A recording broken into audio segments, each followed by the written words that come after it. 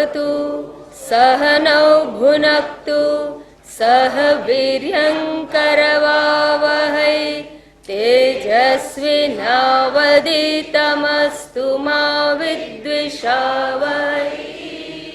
ॐ शान्ति शान्ति शान्तिः। ॐ सदाशिवसमारम्भां शङ्कराचार्यमध्यमाम् अस्मदाचार्यपर्यन्तां वन्दे गुरुपरम्परां वन्दे गुरुपरम्पराम्।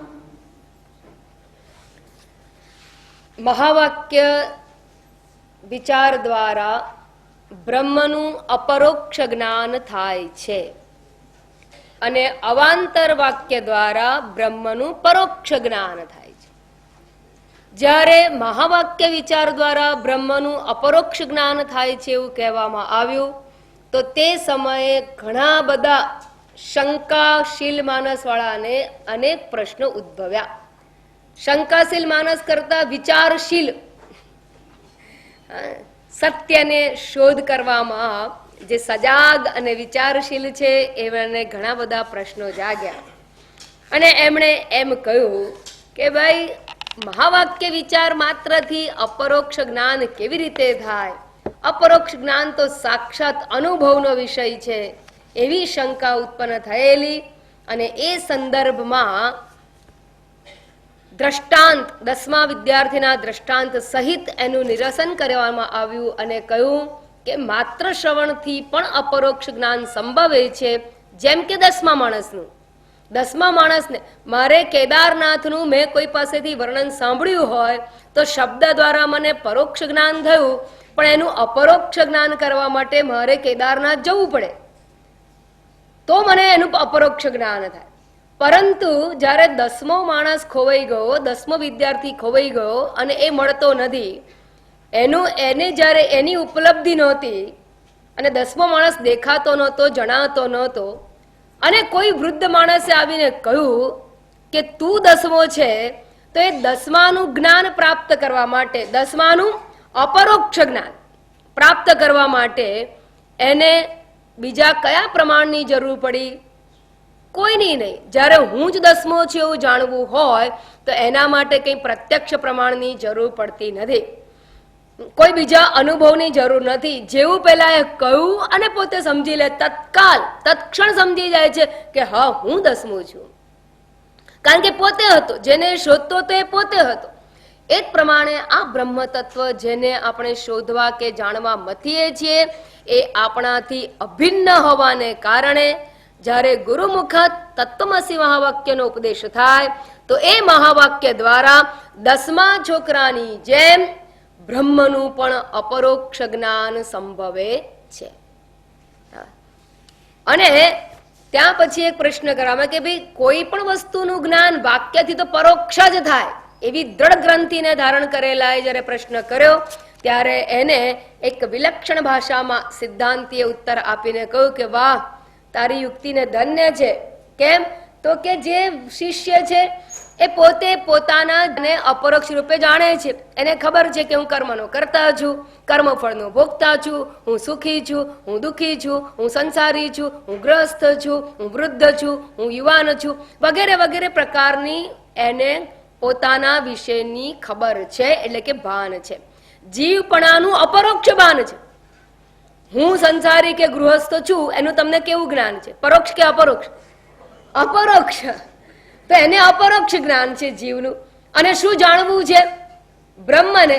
અને બ્રહ્મને કેવી રીતે જાણવું છે? અપરોક્ષ રીતે. જીવનું અપરોક્ષ જ્ઞાન છે.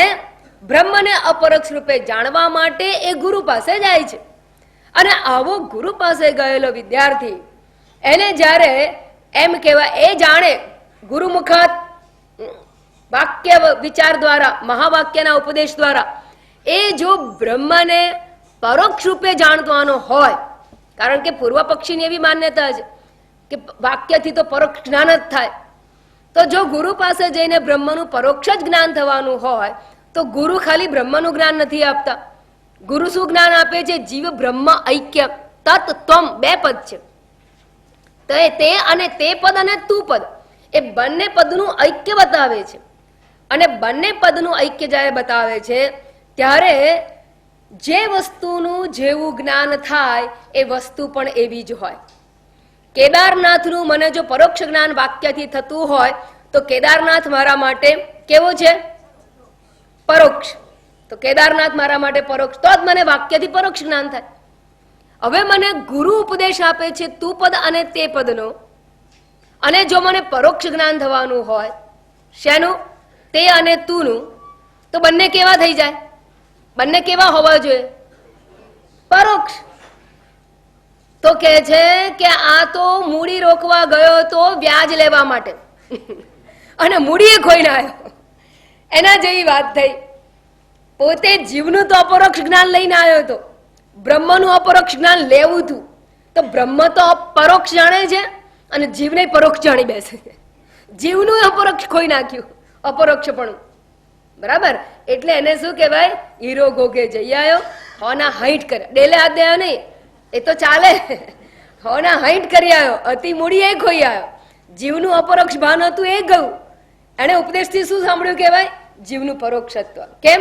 કારણ કે ઉપદેશથી એ તું જ કહે છે કે ઉપદેશથી પરોક્ષ જ્ઞાન થાય. અને તો જીવ અને બ્રહ્મ બંનેનો ઉપદેશ આપે છે અને બંનેને તું પરોક્ષ રૂપે જાણવાનો. તો આ તારું દ્રષ્ટાંત તો આવા ગગા માટે, આ તારી ઉક્તિ, તને તારું દ્રષ્ટાંત પૂરું પડવા જેવું છે કે તું કેવો છું? તો કે પેલા પૂર્વ પક્ષી જેવો. કેવો પૂર્વ પક્ષી? કે જે પોતે નીકળ્યો હતો બ્રહ્મને અપરોક્ષ જાણવા માટે, જીવનું અપરોક્ષત્વ જાણતો હતો અને ગુરુ પાસે જઈને જીવનું અપરોક્ષત્વ પણ ખોઈ આવ્યો. એવો તું છે. હવે હીરાની જગ્યાએ આ પૂર્વ પક્ષી મૂકવો પડે.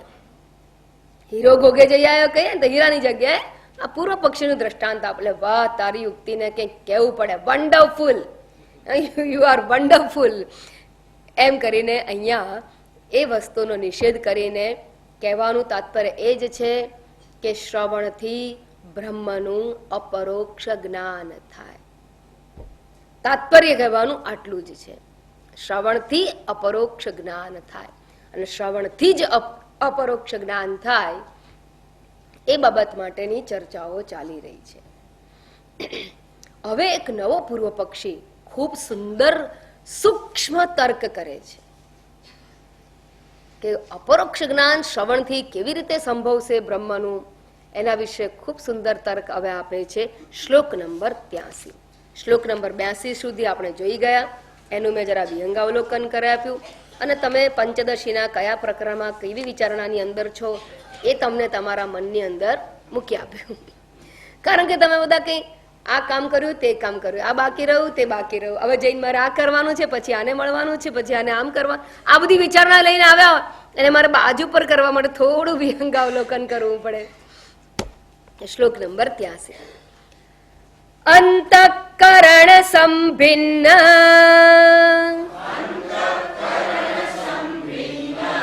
અંતઃકરણ સંભિન્ન બોધો જીવો પરોક્ષતા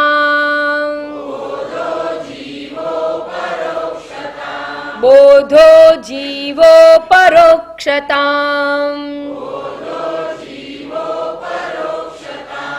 અર્હત્યુપાધિ સદ્ભાવાત અર્હત્યુપાધિ સદ્ભાવાત ન તુ બ્રહ્માનુપાધિતઃ ન તુ બ્રહ્માનુપાધિતઃ અંતઃકરણ સંભિન્ન બોધો જીવો પરોક્ષતા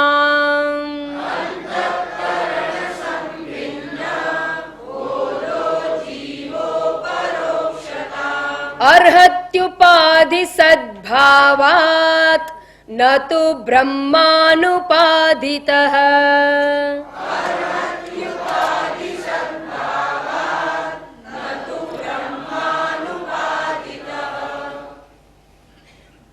હવે કે છે પહેલા પૂર્વ પક્ષી અહીંયા સરસ શંકા કરે છે, એ જરા સમજી લઈએ.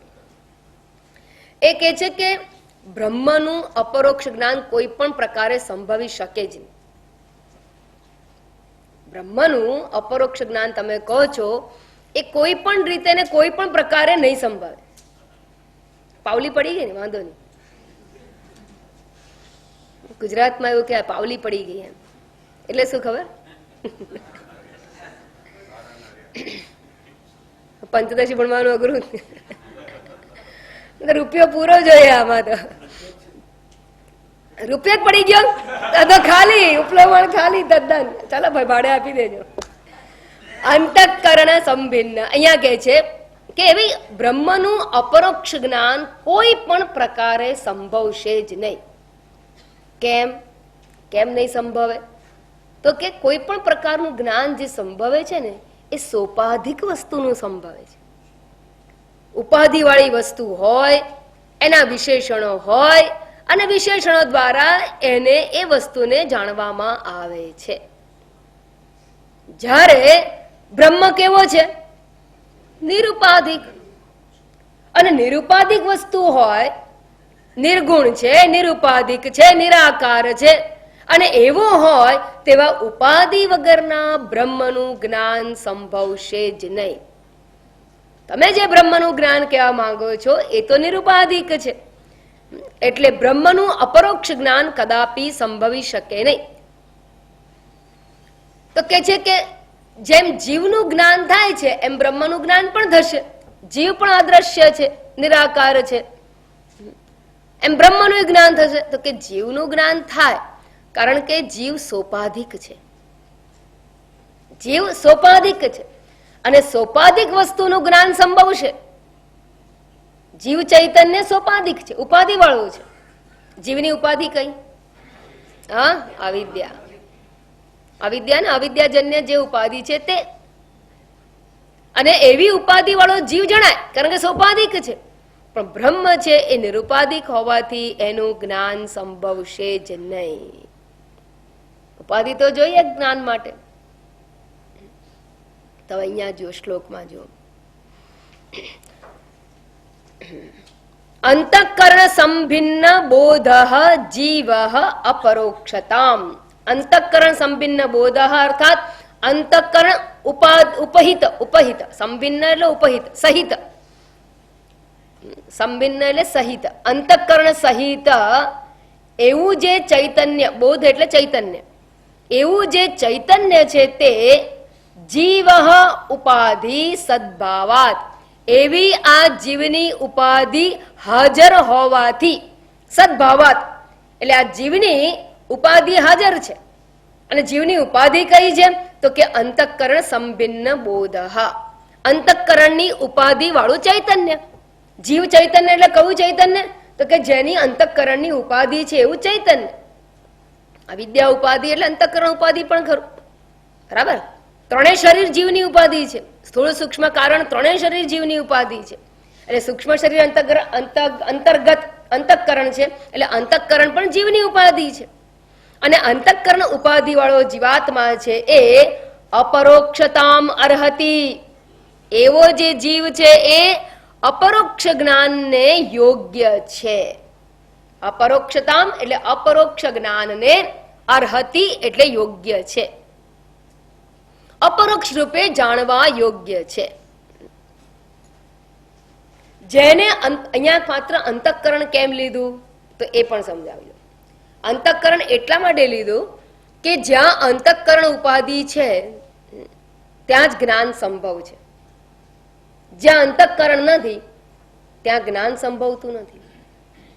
ચૈતન્ય બ્રહ્મ કેવું છે? કઈ જગ્યાએ છે? સર્વત્ર. ચૈતન્ય સર્વત્ર છે. ટેબલમાં છે કે નહીં?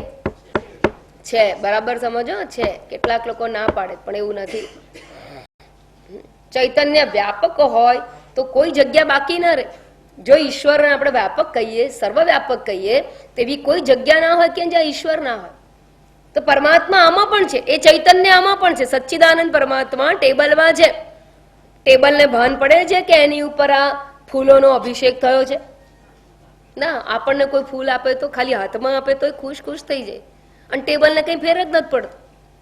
એની ઉપર આપણે ફૂલ મૂકીએ, સુગંધીવાળા મૂકીએ, સુગંધ વગરના મૂકીએ, કરમાયેલા મૂકીએ, ઠોકીએ તોય ખબર નથી. ટેબલને કઈ ખબર નથી. કેમ? અંતઃકરણ નથી માટે. મકાનમાં પણ ચૈતન્ય છે, અંતઃકરણ નથી. એને નથી ખબર કે હું કોને, મારો માલિક કોણ છે, એને નથી ખબર. ગાયને ખબર હોય મારું માલિક કોણ છે, એટલે કોઈ ગાય વેચે ને તો માલિકની પાસે જતી રહે. કૂતરાને ખબર હોય, ઘણા પક્ષી પાળેલા હોય તો એને ખબર પડી જાય છે. અને માણસને ખબર છે. કેમ? અંતઃકરણ છે માટે. એટલે જ્યાં અંતઃકરણની ઉપાધિ છે ત્યાં જ્ઞાન સંભવ છે. એટલે કે છે કે અંતઃકરણની ઉપાધિ વાળું જે જીવ છે એ જીવનું અપરોક્ષ જ્ઞાન સંભવ છે. અંતઃકરણની ઉપાધિ વાળા જીવનું અપરોક્ષ જ્ઞાન સંભવે છે. બાકી સાક્ષી ચૈતન્ય બધે જ ચૈતન્ય હોવા છતાં સાક્ષી રૂપે નથી ઉપલબ્ધ, માટે જ્ઞાન થતું નથી. અંતઃકરણ છે માટે આ જીવાત્મા સાક્ષી રૂપે ઉપલબ્ધ છે, સાક્ષી રૂપે ઉપલબ્ધ છે અને માટે જીવનું અપરોક્ષ જ્ઞાન સંભવ છે. પણ કહે છે ઉપાધિ સદભાવાત હેતુ. જીવનું અપરોક્ષ જ્ઞાન કેમ સંભવે છે? ઉપાધિ સદભાવાત, ઉપાધિની હાજરી હોવાને કારણે.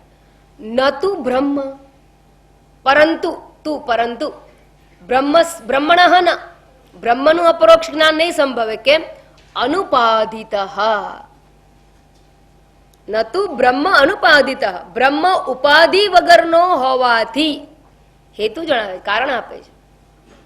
ઉપાધિ વગરનો બ્રહ્મ છે એને જણાય કેવી રીતે? હવે બરાબર સમજો.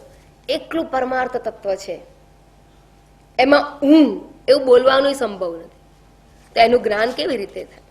દાખલા તરીકે તમે ઊંઘી ગયા હો તો કોણ હાજર છે? એવું નહીં, એ ખરું, પણ તમારા સિવાય કોઈ છે? ચૈતન્ય સિવાય કોઈ છે? કોઈ નથી. તો હું એવું ભાન છે તમને? એના માટે શું જોઈએ? અંતઃકરણ. હું છું એવું જાણવા માટે પણ અંતઃકરણ જોઈએ. એ અંતઃકરણ લઈ પામી ગયું છે અને માત્ર અવિદ્યા કે ચૈતન્ય માત્ર છે અને માટે ત્યાં કોઈ પણ પ્રકારનું જ્ઞાન સંભવતું નથી. તો પરમાર્થની અંદર જ્યાં માત્ર ચૈતન્ય કે બ્રહ્મ છે એવો પારમાર્થિક બ્રહ્મ છે, એનું જ્ઞાન કેવી રીતે સંભવે? નિરુપાધિક છે, કોઈ ઉપાધિ નથી ત્યાં. તો જ્ઞાન તો ત્યારે સંભવે જ્યારે કોઈ ઉપાધિ હોય, અને તે પણ અંતઃકરણ ઉપાધિ હોય ત્યારે જ્ઞાન સંભવે. અંતઃકરણની ઉપાધિ ના હોય તો જ્ઞાન સંભવતું નથી. ડેડ બોડી છે, અંતઃકરણ ઉપાધિ નથી, જ્ઞાન સંભવતું નથી. ચૈતન્ય વ્યાપક છે, પણ ડેડ બોડીને તમે કાકા કાકા કાકા કશું બોલે નહીં. આંખો ખુલ્લી હોય તો જોઈ ના શકે તમને. કેમ? તો કે સૂક્ષ્મ શરીર ગયું, એની સાથે અંતઃકરણ ગયું, અને અંતઃકરણ ના હોય તો જ્ઞાન સંભવે નહીં.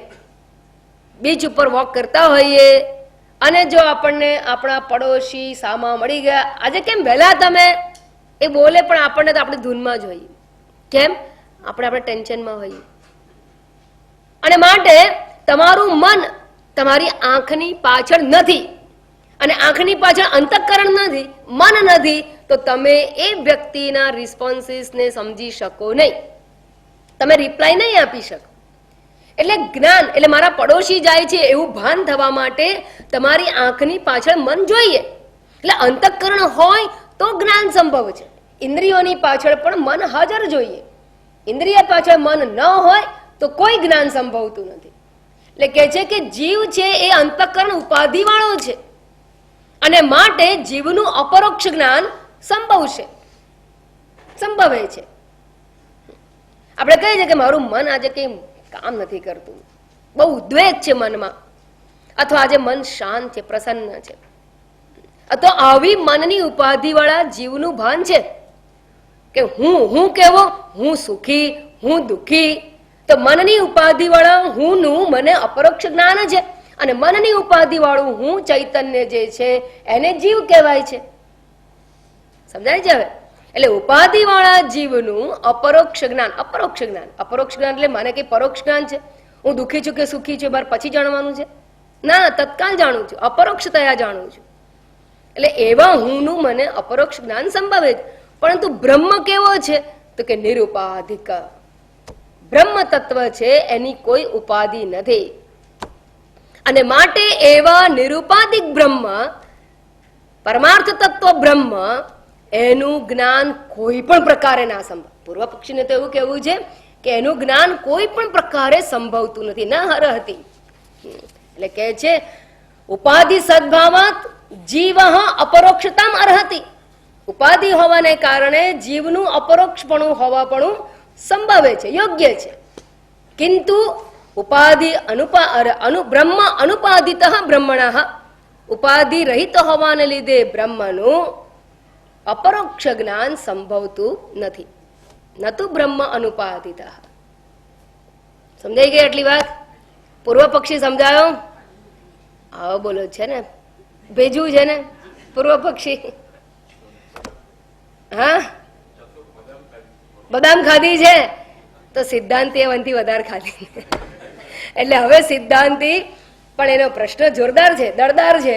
એટલે એક જ શ્લોકમાં પૂછાયેલા પ્રશ્નનો ઉત્તર 4 શ્લોકમાં આપે છે.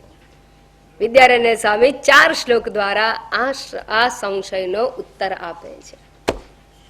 હવે શ્લોક નંબર 84. પ્રશ્ન જોઈ લઈએ. બ્રહ્મનું અપરોક્ષ હોવાપણું સંભવતું નથી, અપરોક્ષ જ્ઞાન સંભવતું નથી. શા માટે? કારણ કે બ્રહ્મ નિરુપાધિક છે, અનુપાધિક છે, ઉપાધિ વગરનો છે. તમને શંકા છે એમાં? બ્રહ્મ નિરુપાધિક છે એમાં શંકા છે? ના. જીવનું અપરોક્ષ જ્ઞાન છે એમાં શંકા છે? હા, જીવનું અપરોક્ષ જ્ઞાન છે. શા માટે જ્ઞાન છે? ઉપાધિ છે એટલે. સુષુપ્તિમાં ઉપાધિ લઈ પામે છે ત્યારે મને એ જીવનું ભાન નથી કે હું દેવાદાર છું, હું સુખી છું, 2 છોકરાના બાપ છું, કઈ ખબર નથી. કેમ? કારણ કે ઉપાધિ નથી અંતઃકરણની. અંતઃકરણની ઉપાધિ હોય ત્યારે જ મને મારા સંસારીપણાનું ભાન થાય છે. તો અંતઃકરણની ઉપાધિ હોય ત્યારે જ જીવનું અપરોક્ષ જ્ઞાન સંભવે છે. તો પછી નિરુપાધિક એવા બ્રહ્મનું અપરોક્ષ જ્ઞાન કેવી રીતે સંભવે? કોઈ પ્રકારે સંભવે નહીં. જોરદાર આર્ગ્યુમેન્ટ કરી છે. હવે એનો ઉત્તર શ્લોક નંબર 84 માં જોઈએ. નૈવં બ્રહ્મત્વબોધસ્ય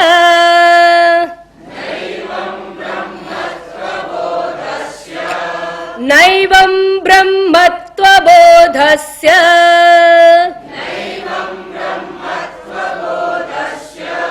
સોપાધિ વિષયત્વતઃ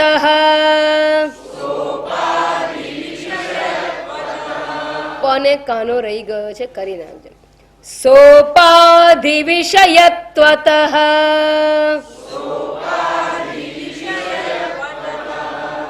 યાવદ્વિદેહ કૈવલ્યમ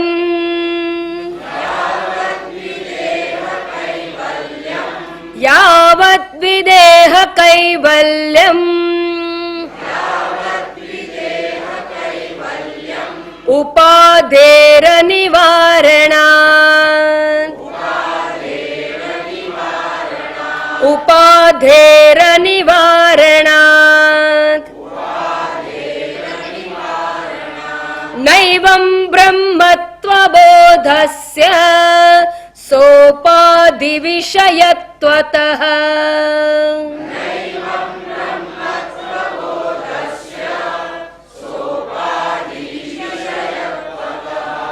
ધી અને બી બંને રસ્વ છે એટલે બંનેને એક જ માત્રામાં મુકાય. નૈવં બ્રહ્મત્વબોધસ્ય સોપાધિ વિષયત્વતઃ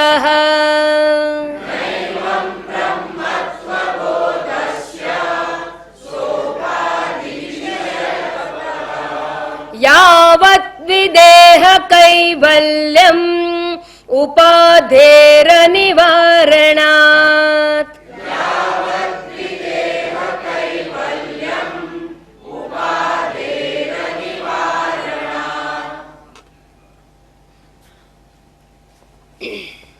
હવે સરસ જવાબ આપતા કહે છે ન એવમ, તમે કહો છો એની સાથે અમે સંમત થતા નથી. તમે કહો છો એવું નથી. શું કહો છો ને શું નથી? તમે જે એવું કહો છો કે બ્રહ્મનું અપરોક્ષ જ્ઞાન સંભવતું નથી ઉપાધિ રહિત હોવાથી, તો આ વાક્ય સાથે અમે સંમત નથી. એવું નથી કે બ્રહ્મ નિરુપાધિક છે માટે એનું અપરોક્ષ જ્ઞાન સંભવે જ નહીં. ઓકે, કેમ તમે એવું કહેવા માંગો છો? તો કે પારમાર્થિક દ્રષ્ટિએ બ્રહ્મનું જ્ઞાન પ્રાપ્ત કરવાનું પણ નથી. કેમ? પરમાર્થ દ્રષ્ટિમાં તો બ્રહ્મ સત્ય માત્ર બ્રહ્મ જ છે, બ્રહ્મ સિવાય કઈ છે જ નહીં. એટલે એના સિવાય અજ્ઞાન પણ નથી. અજ્ઞાન હોય તો જ્ઞાન પ્રાપ્તિની ચર્ચા હોય. જ્યાં અજ્ઞાનની સત્તા નથી એવા પારમાર્થિક સત્યની અંદર કે પારમાર્થિક દ્રષ્ટિકોણમાં અજ્ઞાન જ નથી તો જ્ઞાનની વાત કેવી? એટલે અમારે એ સંદર્ભે તો જ્ઞાન કેવું જ નથી. પારમાર્થિક દ્રષ્ટિએ તમારી વાત બરાબર, બ્રહ્મનું જ્ઞાન સંભવશે નહીં, પણ અજ્ઞાને નથી ને અમારે જરૂરી નથી. પણ વ્યવહારિક દ્રષ્ટિએ જે બ્રહ્મનું જ્ઞાન અમે કહીએ છીએ એ બ્રહ્મ સોપાધિક છે, અને અમે સોપાધિક બ્રહ્મની જ વાત કરીએ છીએ. અમે નિરુપાધિક બ્રહ્મની વાત કરતા જ નથી. જે કઈ ઉપદેશ આપવામાં આવે છે એ સોપાધિક સંદર્ભે જ આપવામાં આવે છે. કારણ કે જ્યાં જ્યાં વ્યવહાર છે ત્યાં ત્યાં ઉપાધિ છે. જ્ઞાન વ્યવહાર પણ ઉપાધિમાં જ સંભવ છે. જ્ઞાન વ્યવહાર પણ ઉપાધિમાં જ સંભવે છે. કયો વ્યવહાર મને કહો કે ઉપાધિ વગરનો હોય? કોઈ વ્યવહાર ઉપાધિ વગરનો નથી. અને માટે અમે જે બ્રહ્મના જ્ઞાનની વાત કરીએ છીએ એ સોપાધિક બ્રહ્મની જ વાત છે. અને સોપાધિક બ્રહ્મનું જ અમે નિરુપાધિક અપરોક્ષ જ્ઞાનની વાત કરીએ છીએ. આવી તો કઈ વાત અમને સમજાતી નથી. સમજાતી નથી એટલે સમજાવીએ છીએ, એટલે તો ઊભું કરે પૂર્વ પક્ષને. એટલે આ પૂર્વ પક્ષી છે ને ફોર અવર ક્લેરિટી, નહીં કે કોઈ બબૂચક બેઠો છે ને પ્રશ્ન કર્યા કરે. એ તો આપણને વિચાર કરવા માટેનો એક માર્ગ આપે છે અને સત્યને સમજવા માટે ક્લેરિટી, સ્પષ્ટતા કરી આપે છે. તો અહીંયા કહે છે કે વ્યવહારમાં બ્રહ્મની ઉપાધિ બની શકે છે, નિરુપાધિક બ્રહ્મની વ્યવહારમાં ઉપાધિ સંભવ છે. કેવી સંભવ છે? હવે દાખલા તરીકે 5 અહીંયા ડોલ પડી હોય, અને 5, ચલો ને 5 બરણી પડી છે. એક બરણીમાં મધ છે, બીજી બરણીમાં દૂધ છે, ત્રીજી બરણીમાં છાશ છે, ચોથી બરણીમાં પંચામૃત છે, અને પાંચમી બરણી ખાલી છે. પાંચમી બરણી ખાલી છે. હવે તમે તો એવું કહો છો કે જે સોપાધિક હોય એનું ભાન થાય. એનો અર્થ કે દૂધની બરણી લાવ, દહીંની અરે છાશની બરણી લાવ, મધની બરણી લાવ, એવું કહેવાય. પણ મારે ખાલી બરણી જોઈતી હોય શું કહેવાનું? હા, પણ એમાં તો કઈ છે નહીં, એનું ભાન કેવી રીતે થાય? ખાલી રૂપે તો થાય ને. ખાલી બરણી એ પણ બરણીની ઉપાધિ થઈ કે નહીં? વસ્તુના અભાવરૂપ ઉપાધિ થઈ ને. એટલે અભાવરૂપ ઉપાધિ ના હોય એવું કોને કહું? કે જે પેલા છગન ને બોલાયા તો કે કયો છગન? તો કે ત્યાં રમે છે ને. પણ ત્યાં તો બધા બહુ રમે છે છોકરાઓ. આપણા ટાલીઓ છે ને તે ટાલીઓ એટલે કોણ? વાળનો અભાવ. તો વાળનો અભાવ ઉપાધિ થઈ કે નહીં? અભાવ થયો ને. જેઠા કાકા ને બોલાયા. કયા જેઠા કાકા? તે બોખા છે તે. આ બોખા એટલે શું? દાંત વગરના. તો દાંતનો અભાવ એ ઉપાધિ થઈ કે નહીં? તો નિરુપાધિક બ્રહ્મ એટલે ઉપાધિ વગરનો બ્રહ્મ એક ઉપાધિ થઈ કે નહીં?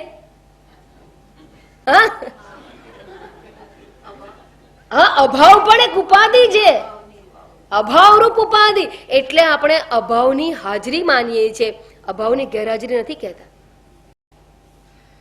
અભાવ રૂપે પણ વિશેષણ સંભવે છે. એ સંદર્ભમાં અહીંયા હવે કહે છે બ્રહ્મત્વ બોધસ્ય સોપાધિ વિષયત્વતઃ. બ્રહ્મનું જ્ઞાન પણ ઉપાધિનો વિષય છે. એ બ્રહ્મ પણ સોપાધિક વિષય છે. નિરુપાધિક બ્રહ્મ સોપાધિક વિષય છે. નિરુપાધિક બ્રહ્મ સોપાધિક વિષય છે. જેમ ખાલી બરણી એ સોપાધિક બરણી છે, ખાલી વર્ણિ એ પણ સોપાધિક છે. એવી રીતે નિરુપાધિક બ્રહ્મ, ગુણ વગરનો બ્રહ્મ એ પણ બ્રહ્મની ઉપાધિ છે. એટલે સોપાધિક બ્રહ્મ થ એટલે સોપાધિક બ્રહ્મ થ અને માટે કે છે કે વસ્તુની ગેરહાજરી પણ ઉપાધિ બની શકે છે. એટલે બ્રહ્મ, પારમાર્થિક બ્રહ્મ જે છે એ પણ વ્યવહારની અંદર આપણે એને સોપાધિક રૂપે જ જાણીએ. સોપાધિક હોવાથી એટલે કે ઉપાધિનો વિષય, અભાવની ઉપાધિનો વિષય બનીને આપણે એને ઓળખી શકીએ છીએ.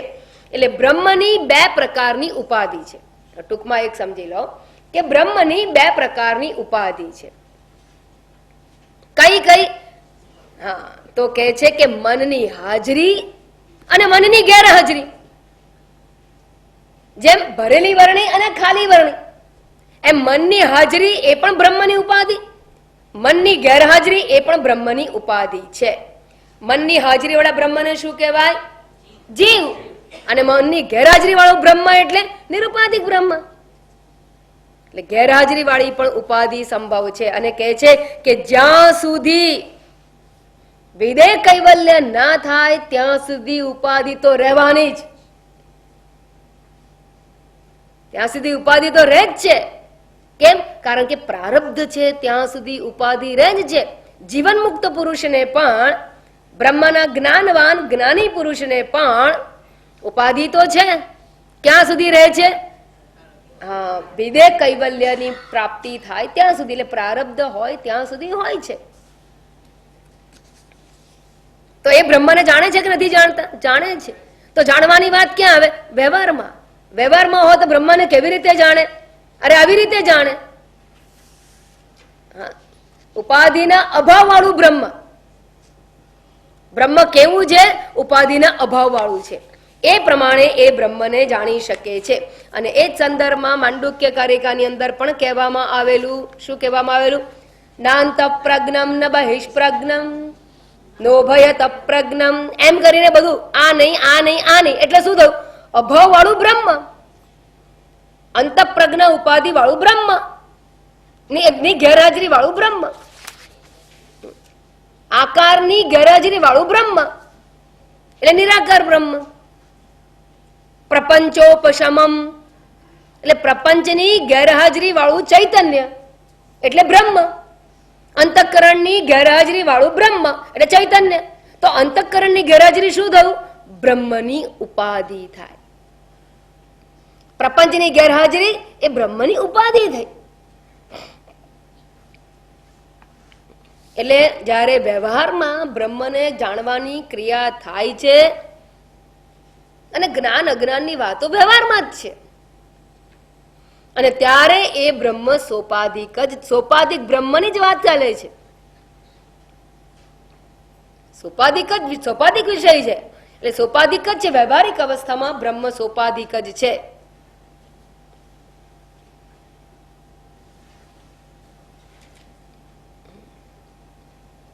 એટલે નિરુપાધિક બ્રહ્મ માત્ર કહીએ છીએ ત્યારે એ નિરુપાધિક ચૈતન્ય પરમાર્થની અંદર તો જ્ઞાનનો વ્યવહાર જ નથી. બ્રહ્મને જાણવું, ના જાણવું, પરોક્ષ જાણવું, અપરોક્ષ જાણવું, કોઈ વ્યવહાર નથી. ત્યાં અજ્ઞાન પણ નથી, એટલે વ્યવહારની જરૂર નથી. ત્યાં કોઈ ગુરુ નથી, કોઈ શિષ્ય નથી, કોઈ અજ્ઞાની નથી, કોઈ જ્ઞાની નથી. ત્યાં તો કેવું છે? ન નિરોધો ન ચોત્પત્તિ ન બધ્ધો ન ચ સાધક ન મુમુક્ષુર ન વૈ મુક્ત ઇત્યેષા પરમાર્થ. કારિકાકાર શું કહે છે? ન નિરોધ ન ચ ઉત્પત્તિ ન બંધન નથી, એટલે મુક્તિની વાત પણ નથી. મુમુક્ષુ નથી, માટે મોક્ષની ક્રિયા પણ નથી. અને કોઈ મુમુક્ષુ નથી, કોઈ મુક્ત પણ નથી. બંધનમાં હોય એ મુક્તિને પ્રાપ્ત થાય. આ બધું સાપેક્ષમાં છે. સાપેક્ષમાં છે એટલે વ્યવહારમાં છે, દ્વૈત છે ત્યાં છે.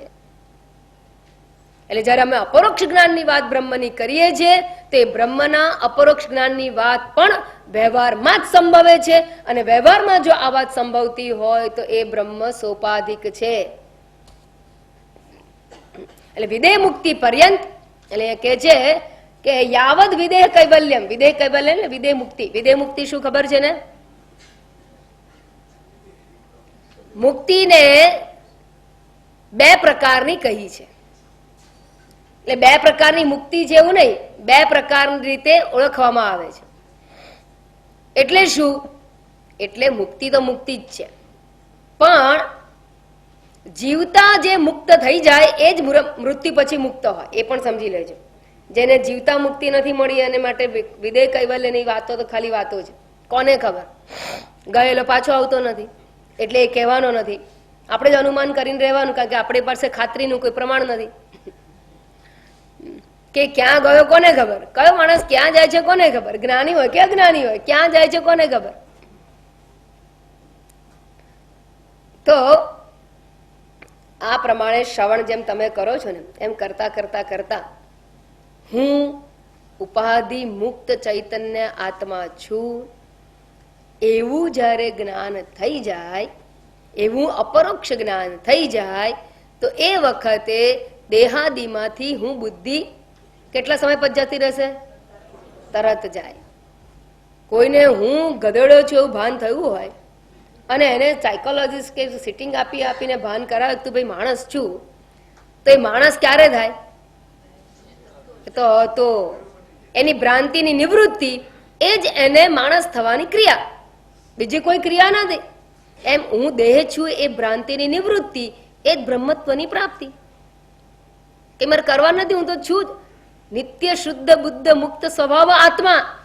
આત્મા નિત્ય મુક્ત છે, નિત્ય શુદ્ધ છે, નિત્ય ચૈતન્ય સ્વરૂપ છે. શુદ્ધ બુદ્ધ, બુદ્ધ ને ચૈતન્ય.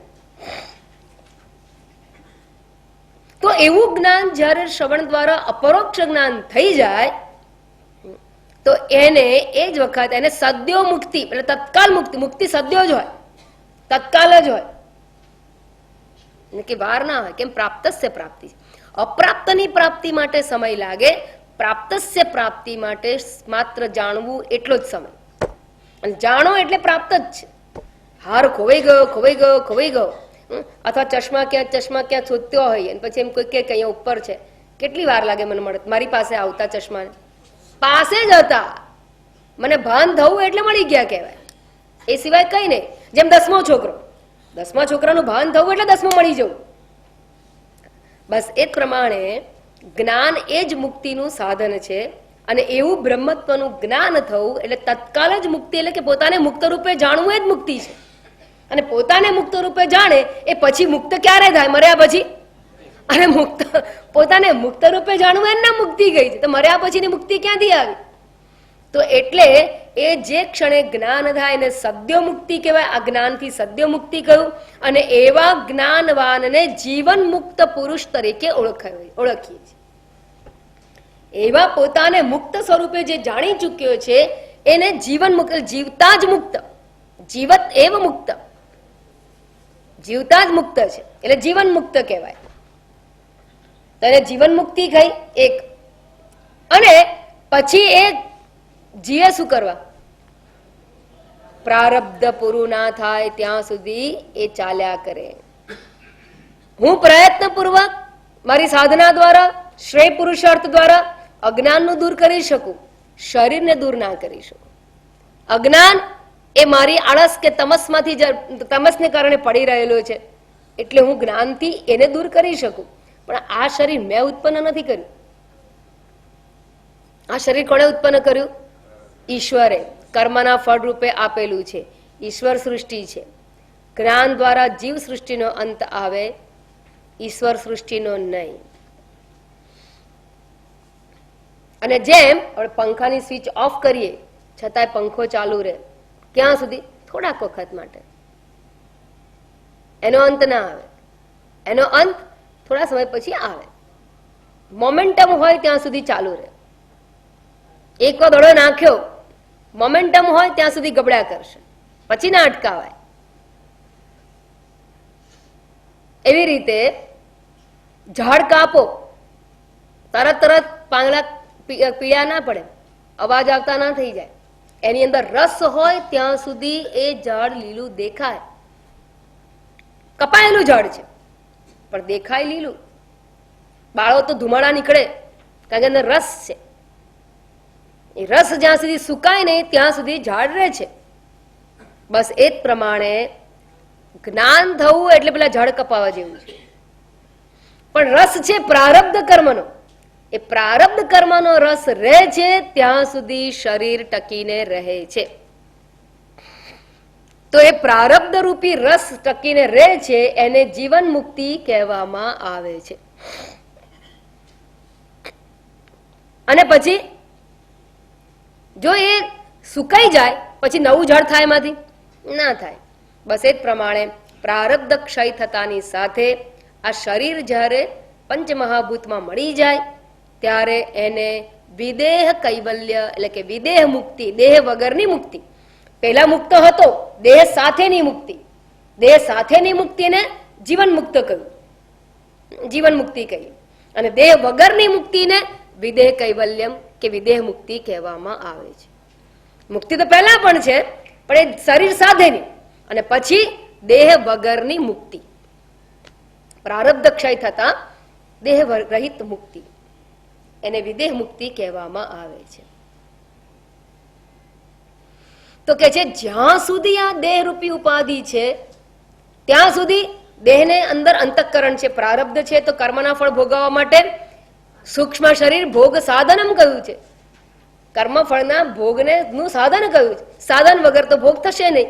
એટલે જ્યાં સુધી દેહ છે ત્યાં સુધી અંતઃકરણ છે, શરીર છે, અંતઃકરણ છે. અને અંતઃકરણ જ્યાં સુધી હોય ત્યાં સુધી વ્યવહાર છે. અને વ્યવહાર છે ત્યાં સુધી જે બ્રહ્મની વાત છે એ સોપાધિક બ્રહ્મની જ છે. એટલે કે છે યાવદ વિદેહ કૈવલ્યમ, વિદેહ મુક્તિ પર્યંત વ્યવહારિક દ્રષ્ટિકોણથી બ્રહ્મ કદાપી ઉપાધિ રહિત હોઈ શકે નહીં.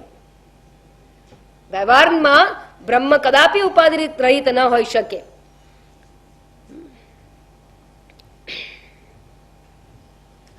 પણ ઉપાધિ છે એ બે પ્રકારની છે. કઈ રીતે? તો કે બ્રહ્મ છે એની બે પ્રકારની ઉપાધિ, ભાવરૂપ ઉપાધિ, અભાવરૂપ ઉપાધિ. સાકારના ભાવરૂપ ઉપાધિ હોય એને સાકાર કહેવાય, આકારના ભાવ રહિતની ઉપાધિ એને નિરાકાર કહેવાય. તો બે પ્રકારની ઉપાધિ છે. અને બ્રહ્મને સગુણ કે નિર્ગુણ, સાકાર કે નિરાકાર, એ બધી ચર્ચા ક્યાં સંભવે છે? વ્યવહારમાં સંભવે છે. તમે અવધૂત ગીતાને વાંચો બધા દ્વંદ્વને ફેંકી દીધું. બ્રહ્મ એકમેવ અદ્વિતીયમ. હવે અદ્વિતીય ક્યારે કહેવાય? દ્વિતીય હોય ત્યારે. સાપેક્ષમાં છે. એક બ્રહ્મ છે એવું ક્યારે કહેવું પડે? અનેકતા હોય ત્યાં એકની વાત કરવી પડે. રંગ રહિત છે, રૂપ રહિત છે એવું કેમ કહેવું પડે? બીજું રંગવાળું રૂપવાળું છે માટે કહેવું પડે, એનાથી વિલક્ષણ બતાવવા માટે કહેવું પડે. તો વ્યવહારની અંદર બ્રહ્મનો જે ઉપદેશ આપવામાં આવે છે એ સોપાધિક બ્રહ્મ, પણ એની ઉપાધિ કઈ? અભાવ રૂપી ઉપાધિ છે.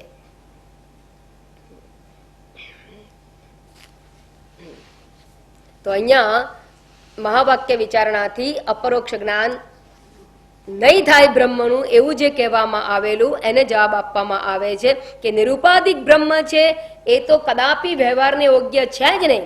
પણ જ્યારે બ્રહ્મના જ્ઞાનની ચર્ચા કરવામાં આવે તો એ સોપાધિક બ્રહ્મની જ વાત છે. અને સોપાધિક બ્રહ્મની અંદર ઉપાધિ ન હોવી એ પણ એક ઉપાધિ છે. નિરુપાધિક બ્રહ્મ એટલે ઉપાધિ ન હોવી એ પણ એક ઉપાધિ, એટલે અભાવરૂપ ઉપાધિ વાળું બ્રહ્મ. અને એ પ્રમાણે બ્રહ્મને ઓળખાવીને બ્રહ્મનું જ્ઞાન કરવામાં આવે છે. એટલે અપરોક્ષ બ્રહ્મનું જ્ઞાન સંભવ છે એવી અહીંયા આર્ગ્યુમેન્ટ કરવામાં આવી. કે નૈવમ બ્રહ્મત્વ બોધસ્ય સોપાધિ વિષયત્વત, બ્રહ્મત્વ બોધસ્ય સોપાધિ વિષયત્વત. જે જ્ઞાનનો વિષય સોપાધિક બ્રહ્મ છે તે, જે જ્ઞાનનો વિષય સોપાધિક બ્રહ્મ છે તે કદાપી નિરુપાધિક બ્રહ્મનો વિષય ન બની શકે એવું તમે જે કહો છો એમાં અમે સંમત નથી. કેમ? તો કે તમે આવું કોના આધારે કહો છો? તો કે એટલા માટે કહીએ છીએ કે જ્યાં સુધી વિદેહ કૈવલ્ય નહીં થાય ત્યાં સુધી બ્રહ્મ છે એ મનુષ્ય છે એ વ્યવહારિક જગતમાં છે. અને વ્યવહારિક જગતમાં હોય તો ત્યાં આગળ બ્રહ્મ સોપાધિક જ છે. અને જ્યાં સુધી સોપાધિક બ્રહ્મ છે તો સોપાધિક બ્રહ્મનું જ અમે જ્ઞાન કરાવીએ છીએ. સારું, તો હવે એનો અર્થ એ થયો, હવે બરાબર છે, એનો અર્થ એ થયો કે બ્રહ્મનું તમે જે જ્ઞાન આપો છો એ પણ સોપાધિક જ થયું ને? તો કે હા. તો અમે સોપાધિક બ્રહ્મને જાણતા હોઈએ તો અમે કઈ જ્ઞાનને પ્રાપ્ત કરીને જીવન મુક્ત તો થઈ જ જવાના ને. તમે સોપાધિક બ્રહ્મનું જ્ઞાન આપો છો, તમે કોઈ પણ સોપાધિક બ્રહ્મનું જ્ઞાન પ્રાપ્ત કરીએ તો કૈવલ્યની પ્રાપ્તિ તો થઈ જાય. અને જો સોપાધિક બ્રહ્મ આપણને મોક્ષ અપાવતા હોય તો કોઈ પણ સોપાધિક વસ્તુનું જ્ઞાન મોક્ષ અપાવી શકે. તો પ્રશ્ન એ છે, જો તમે ઉપાધિ સ્વીકારો છો તો ઉપાધિ એટલે શું? ઉપાધિ કોને કહેવાય? ઉપાધિ એટલે મર્યાદિતતા. કોઈ પણ ઉપાધિ એટલે મર્યાદિતતા, બરાબર? કન્ડિશનિંગ. ઉપાધિ એટલે કન્ડિશનિંગ. અને મર્યાદા વાળું જે કઈ છે ને સોપાધિક કહ્યું. અને જો ઉપાધિ વાળા બ્રહ્મના જ્ઞાનથી મોક્ષ થતો હોય તો ઉપાધિ વાળું કઈ પણ વસ્તુ હોય એના જ્ઞાનથી મોક્ષ કેમ ના થાય? અને મર્યાદિત બ્રહ્મનું જ્ઞાન એનાથી જો મોક્ષ થતો હોય તે મોક્ષ કેવો હશે? તો પછી મર્યાદિત બ્રહ્મના જ્ઞાનથી મોક્ષ પણ કેવો હોય? અને મર્યાદિત બ્રહ્મના જ્ઞાનથી મોક્ષ થતો હોય તો મર્યાદિત બ્રહ્મ જ શું કરે? મર્યાદિત કોઈ પણ વસ્તુનું જ્ઞાન કરીએ મોક્ષ થઈ જાય, એવું કેમ ના થાય? અને ત્રીજો પ્રશ્ન એટલે ત્રીજી શંકા એની એ છે કે કયા પ્રકારનું જ્ઞાન, બ્રહ્મનું જ્ઞાન, સોપાધિક બ્રહ્મનું કઈ ઉપાધિ છે જે મુક્તિ અપાવે? સોપાધિક બ્રહ્મની જે ઉપાધિ છે જે મુક્તિ અપાવે એવું કહો છો, તો એ કઈ ઉપાધિ છે કે એવા જે સોપાધિક બ્રહ્મના જ્ઞાનથી મુક્તિ થાય? જો એકના એક વાક્યને વારંવાર મારે કહેવા પડે, કંટાળતા નહીં, પણ આ એ જ છે. એટલે વેદાંત જરા અઘરું પડે. અહીંયા તો સીધો એકનો એક જ કાંડ ચાલે, પેલો બાલ કાંડ, પછી અયોધ્યા કાંડ, પછી એ બધું આવે તો જરા મજા આવે, પણ એ બધું ના આવે. અહીંયા તો એક જ કાંડ ચાલે છે, સોપાધિક નિરુપાધિક, નિરુપાધિક સોપાધિક, સોપાધિક નિરુપાધિક. સમજાયું મારી વાત? હવે પ્રશ્ન એ જાગે છે કે ભાઈ સોપાધિક બ્રહ્મ, પહેલા એને પ્રશ્ન શું કર્યો તો કે બ્રહ્મ નિરુપાધિક હોય તો જ્ઞાન સંભવતું જ નથી. સોપાધિક બ્રહ્મનું જ્ઞાન સંભવે, નિરુપાધિકનું તો સંભવે જ નહીં.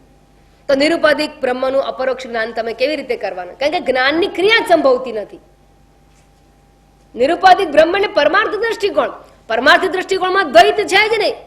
એટલે શિષ્યની શંકા બરાબર હતી. તો ત્યારે ગુરુ કહે છે અમે નિરુપાધિક બ્રહ્મ જે પરમાર્થ દ્રષ્ટિકોણથી તું વિચારે છે ને એની વાત કરતા જ નથી. જ્યારે અમે ઉપદેશ આપીએ છીએ ને ત્યારે સોપાધિક બ્રહ્મનો જ આપીએ છીએ, અને એ સોપાધિક બ્રહ્મના જ્ઞાનથી જ મુક્તિ થવાની વાત કરીએ છીએ. કારણ કે જ્ઞાન, મુક્તિની ઈચ્છા કોને છે? બંધનમાં છે એને. અને બંધનમાં છે અને મુક્તિની વાત છે તો એ ઉપાધિ વાળો જગત છે, અને સોપાધિક ક્ષેત્રમાં છે, એ વ્યવહારમાં છે, વ્યવહારિક ક્ષેત્રમાં છે. અને વ્યવહારિક ક્ષેત્રમાં જ્યારે હોય ત્યારે બ્રહ્મની જે ઉપદેશ આપવામાં આવે છે એ પણ ઉપાધિ વાળો જ છે. એટલે બ્રહ્મનું જ્ઞાન જે અમે કરાવીએ છીએ એ પણ સોપાધિક જ છે. તો હવે પ્રશ્ન એ જાગે છે કે જો સોપાધિક બ્રહ્મના જ્ઞાનથી મુક્તિ થવાની હોય તો એ વળી બ્રહ્મની એવી કઈ ઉપાધિ છે કે જે મુક્તિ અપાવશે? એક વાત. અને જો સોપાધિક થી થતી હોય તો ઉપાધિ એટલે મર્યાદા. તો મર્યાદા વાળું બ્રહ્મ, મુક્તિ એટલે અમર્યાદિત તત્વ, અમર્યાદિતતા, એ કેવી રીતે ઉત્પન્ન કરી શકશે? બીજી વાત. ત્રીજી વાત એ કે સોપાધિક બ્રહ્મથી જો મોક્ષ થતો હોય તો મર્યાદિત વાળો કોઈ પણ પદાર્થ હોય એના જ્ઞાનથી પણ મોક્ષ થવો જોઈએ. આવી મલ્ટિપલ ક્વેરીઝ,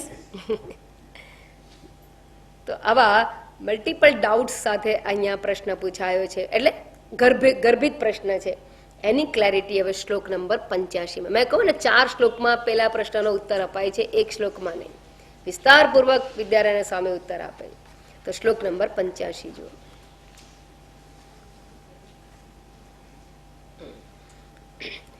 અંતઃકરણ સાહિત્ય રાહિત્યાભ્યામ વિશિષ્યતે.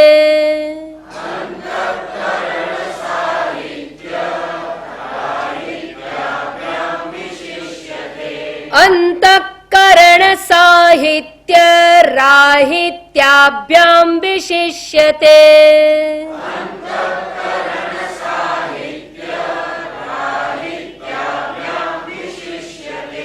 ઉપાધિર્જીવ ભાવસ્ય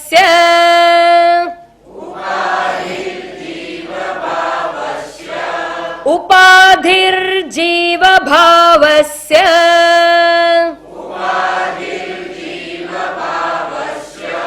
બ્રહ્મતાયાશ્ચ નાન્યથા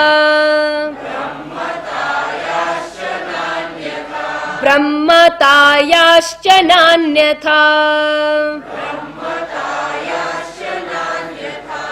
ઉપાધિર્જીવ ભાવસ્ય બ્રહ્મતાયાશ્ચ નાન્યથા.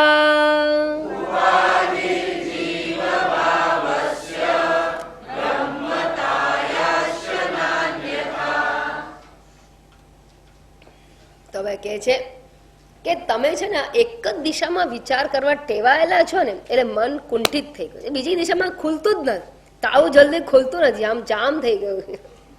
કેટલા ચોમાસાઓની ભેદ લાગીને પેલું છે ને લોખંડનું તાળું જામ થઈ જાય ને એમ તમારું બીજી દિશા ખુલતી જ નથી. તમને એવું જ છે કે ઉપાધિ એટલે હાજરી હોય ને ઉપાધિ કહેવાય. ફળદ્રુપ જમીન એટલે ઉપાધિ જમીનની. આંબા વાળ્યું એટલે જમીનમાં આંબા ઉગેલા છે. કોન્ક્રીટનું જંગલ એટલે જમીન ઉપર મકાનો થયેલા છે. એમ તમને આવી બધી ઉપાધિ વાળાને જ એટલે આવી બધી વસ્તુની હાજરીને જ ઉપાધિ છે એવું કહી શકો છો. પણ ગેરહાજરી પણ ઉપાધિ બની શકે છે, એ દિશામાં તમે વિચાર કરતા નથી. જયારે એમ કહેવાય કે ભાઈ ઉજ્જડ જમીન, તો ઉજ્જડ જમીનમાં શું હોય? કઈ ના હોય એવી જમીન હોય ને, તો કઈ ન હોવું એ ઉપાધિ થઈ કે નહીં જમીનની? તો જમીનની ઓળખ થઈ કે નહીં? બે આ તો ઉજ્જડ જમીન છે એટલે કોઈને ખેતી કરવા માટે લેવી હોય તો ના લે, તો એને એટલું તો ભાન પડ્યું ને. એટલે અભાવનું જ્ઞાન પણ વ્યવહારિક છે અને વ્યવહારિક ઉપયોગિતા વાળું છે. તો અભાવના ભાનથી પણ જ્ઞાન થાય છે કે ભાઈ આ ઉજ્જડ જમીન છે અર્થાત એમાં કઈ છે નહીં. જેમ આગળ કહ્યું એમ કે ખાલી બરણી, ખાલી બરણી એટલે વસ્તુની ગેરહાજરી. તો ગેરહાજરીની પણ ગેરહાજરી છે. આપણે ગુજરાતીમાં શું કહીએ? પેલા હાજરી લખે ને પેલા રજીસ્ટરમાં છોકરા સ્કૂલમાં પહેલા આવત ખબર નહીં શું થતું હશે, પણ પહેલા તેવું હતું પ્રમાણ, મહેશ, મગન, હા હાજર, પછી કહેવામાં આવે શ્વેત કેતુ ગેરહાજર, નચિકેતા ગેરહાજર, વિવેક ગેરહાજર, એ બધું ગેરહાજર. તો ગેરહાજર એટલે ગેરહાજર છે, હાજર છે, ગેરહાજર છે. ગેરહાજરીને પણ છે કહીએ છીએ. એટલે અભાવ પણ ઉપાધિ છે, અભાવરૂપ પણ ઉપાધિ હોઈ શકે છે. તો અહીંયા કહે છે કે બ્રહ્મ જ્ઞાન પણ અંતઃકરણ રહિત ચૈતન્ય રૂપે સંભવે છે. એટલે કે અંતઃકરણની હાજરી એ બ્રહ્મની ઉપાધિ, તો અંતઃકરણની ગેરહાજરી એ પણ બ્રહ્મની ઉપાધિ છે. એટલે જયારે એમ કહેવામાં આવે કે તમે તમારી જાતને ઓળખો, સાચા સ્વરૂપને ઓળખો. મારું સાચું સ્વરૂપ શું છે? તો કે અંતઃકરણની ગેરહાજરી વાળું ચૈતન્ય તમે છો. પતા છે, પણ હું તો અંતઃકરણ વગર તો હોય જ ના શકું. અરે ભાઈ, તમારું અંતઃકરણ નહીં હોય ને તો તમે જાણી નહીં શકો કે અંતઃકરણ વગરનું ચૈતન્ય કોને કહેવાય. એ પણ જાગ્રતમાં જ સંભવ છે જ્ઞાન આપવાનું. સુષુપ્તિમાં અંતઃકરણનો લય થાય ત્યારે હું તમને 25 વાર કહેવા આવું કે તમારા હવે અંતઃકરણ લય પામી ગયું, તમારા સ્વરૂપને જાણો. જાણવાના છો ના? એ તો અંતઃકરણની હાજરીમાં જ જણાશે. અને એટલે જ તમે આટલી બધી બબાલ કરી લક્ષણાની. ભાગ ત્યાગ લક્ષણા શીખ્યા કે ના શીખ્યા? શીખ્યા ને. તો સોયમ દેવદત્તાની વાત કરી તો દેવદત્તાને બાજુ પર મૂકીને કરી હતી કે એને હાજરીમાં કરી? હાજરીમાં કરી. એ જ માણસને દેવદત્ત તરીકે ઓળખ્યા. મારે માટીને ઓળખવો છે. માટી કેવી? માટીનો પેટ હોય તે માટીને પેટ ના હોય, માટીને કાંઠો હોય માટીને કાંઠો ના, એ તો ઘડાને હોય. બસ એ કાંઠા વગરની માટીને ઓળખો. તો કાંઠા વગરની માટીને ઓળખવા માટે કાંઠલો તોડવો પડે ના? તમે ઓળખી જાઓ છો. કેવી રીતે? ભાગ ત્યાગ લક્ષણાયા. જે આકાર નથી એવી જે વસ્તુ ઘડામાં દેખાય છે એને માટી કહેવાય છે. ઓળખો છો ને? કશું કર્યા વગર. બંગડીને જુઓ, વીંટીને જુઓ, આખો સેટ દાગીનાને જુઓ, અને અમે કહીએ કે બંગડી વગરનું, જે બંગડી, જેને બંગડીનો આકાર નથી, જેને વીંટીનો આકાર નથી, જેને નેકલેસનો આકાર નથી, એવું જે ચળકતું તત્વ છે એને સોનું કહેવામાં આવે છે. ઓળખી શકો કે ના ઓળખી શકો? કેવી રીતે ઓળખી? ઉપાધિ થઈ. કઈ ઉપાધિ થઈ? બંગડીના આકારનો અભાવ, વીંટીના આકારનો અભાવ. તો અભાવરૂપ ઉપાધિ થઈ કે નહીં? અને અભાવરૂપ ઉપાધિ વડે તમે એ સોનાને જાણો છો કે નહીં? જાણી શકો છો. તો અભાવ પણ એક ઉપાધિ છે અને એ ઉપાધિ દ્વારા એને જાણી શકાય છે. એમ બ્રહ્મની પણ આકાર નથી, પ્રપંચ રહિત છે, અંતઃકરણ રહિત છે. એ પ્રકારે કઈ અને અંતઃકરણ વાળો માણસ જ એ બ્રહ્મને ભાગ ત્યાગ લક્ષણા દ્વારા એ ચૈતન્ય એને ઓળખી શકે છે. અંતઃકરણ વાળો જ અંતઃકરણ રહિત ચૈતન્યને ભાગ ત્યાગ લક્ષણા દ્વારા મહાવાક્યના ઉપદેશથી જાણી શકે છે.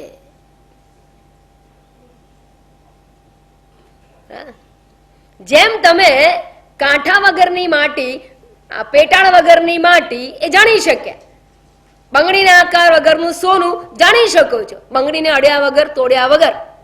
એ જ પ્રમાણે અંતઃકરણની હાજરી હોવા છતાં અંતઃકરણથી ભિન્ન ચૈતન્ય છે એ તમે બ્રહ્મને જાણી શકો છો. અને એ બ્રહ્મ શું છે? અંતઃકરણ રહિત, એટલે અંતઃકરણના અભાવ વાળું બ્રહ્મ.